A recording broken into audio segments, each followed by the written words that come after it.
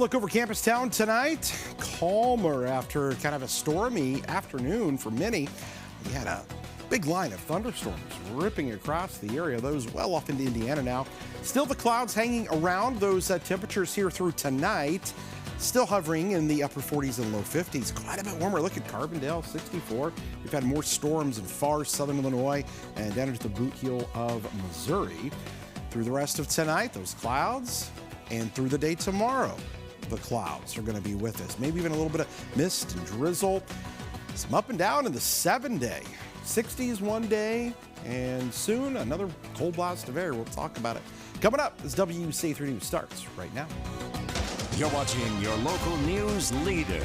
This is WCIA 3 News at 6. We're counting 82 residents who are actively unsheltered. It may be more than that. Get these people out of here. Champaign-Urbana organizations are now teaming up to fight the problem by opening a new winter homeless shelter. Good evening. I'm Brandon Morano.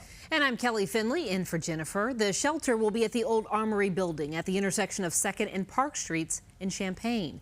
WCIA 3's Peter Hansen is live in our newsroom. Peter, it's actually Homelessness Awareness Week, but this is a problem that they're experiencing year-round. Kelly, that's right. The shelter is aiming for Monday as its opening date right now. It'll be open from 8 p.m. to 8 a.m. for men experiencing homelessness. But organizations in the area say it's a long time coming as more and more people continue to experience homelessness in Champaign-Urbana. We're seeing people reach out and ask for help at a higher rate than we ever have before. Melissa Courtwright is the executive director of See You at Home, a group helping people get back on their feet in Champaign. She says organizations like hers have been meeting about how to help homeless people during extreme weather. I know there's a lot of people in our community right now that are rolling up their sleeves and are looking at solutions so that nobody has to be outside this winter. Some of those organizations, CU Public Health and Cunningham Township, which saw a need and decided to provide a temporary homeless shelter. We are going to start with the initial 100 cots of shelter. We hope that that will accommodate the overflow that we see in our community. Chenoweth says the grant-funded shelter will also provide laundry, showers, and hot breakfasts to people staying there. She says it's all to prevent people from sleeping outside, which has been deadly. Last year, we had several clients freeze outside in parks. That is the first time we've seen that. It was terrible. But she says the funding will only last them through April. We need sustainable funding for year-round shelter that helps to provide a safe place for all genders and helps people connect to housing. Something Courtwright says See You at Home is hoping to provide for 26 people at a new location this winter. Our hope is, again, that we get people someplace safe, people someplace stable, and then again, work them through a process that they find themselves stable on the other side of it. Courtwright says she's hoping to open that location in February, and Chenoweth says the new winter shelter is having an open house this Friday from 4 to 5. As for the winter shelter opening Monday, that's pending city inspections. Kelly? All righty, Peter, thank you so much. Sangamon County groups are also offering support this season to anyone who needs a warm place to stay.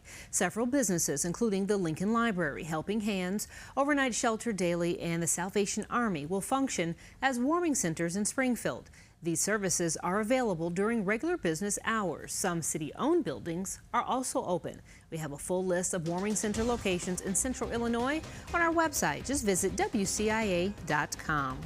Part of an interstate was closed in Champaign County this morning after a semi rolled over. It happened on I-57 near I-74 around 2 this morning. State police say the truck rolled off the highway, closing the right lane and slowing traffic. Police say the driver was not hurt in the crash. Lanes reopened around 3:30. A law passed in Illinois by lawmakers this fall could put a stop to tax breaks coming from the big beautiful bill. All of this coming after the governor urged the state to decouple from federal tax policy. WCIA 3's Capitol Bureau Chief Alex Whitney joins us live from the Capitol. Alex, why are legislators trying to get rid of tax breaks? Well, Kelly, the worry is without this revenue, the state will hit a deficit. But opponents say that decoupling from federal taxes could have long-term consequences. They say that businesses, especially manufacturers, may be looking for lower tax states. While they aren't exactly the same, Illinois' tax code lines up pretty closely with the feds. It's a process called coupling, where states mirror federal tax code to simplify the process. This past summer, the Big Beautiful Bill, H.R. 1, implemented a number of tax breaks and deductions. much to the worry of state leaders like Governor Pritzker. The purpose, ultimately, is to make sure that we can pay the bills in the state of Illinois and not be hampered by Donald Trump and the big ugly bill. Last month, Pritzker's budget office estimated the state would face a $267 million deficit in 2026. They claim that is owed in large part to corporate and business tax cuts from H.R. 1. To address this in the veto session, lawmakers passed SB 1911. That bill decouples Illinois from many of those tax cuts, preserving state revenue and frustrating conservatives and business advocates. Anytime we decouple, we become an outlier. We become the state that is immediately known for not being friendly to business. Illinois House Republicans estimate that decoupling keeps businesses from accessing nearly $200 million in tax breaks. They say that hurts how competitive Illinois can be in attracting new businesses, and they argue established businesses will see greener pastures in other states and consider leaving. It just feels like one more fight they're picking against the Trump administration instead of prioritizing our families and our small businesses here. Large manufacturers are, of course, going to see raises. Pritzker and Democrats believe there is another side to that coin. Businesses want to go where people want to live. They say stable revenue maintains services that make Illinois a place people want to move to. They argue if people want to be here, businesses will too. Having a better healthcare system than other states, having a better road system than other states, having better services available to families, whether it's early childhood programs or paying for our schools. Those are all things that are very attractive to business and very attractive to families. Think tank studies this year show that Illinois ranked well below average on road quality and in the middle on health care.